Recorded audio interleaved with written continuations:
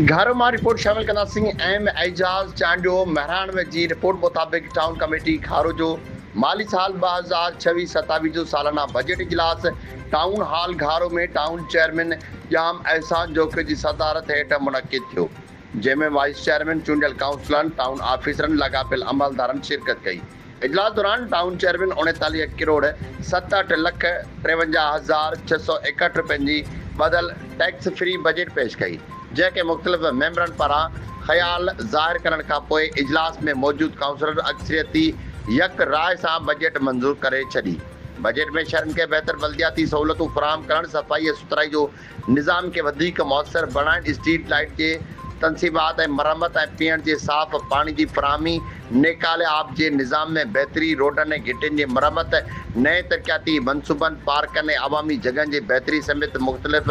अवामी भलाई वारनि मनसूबनि ते फंड मुख़्तस कया विया।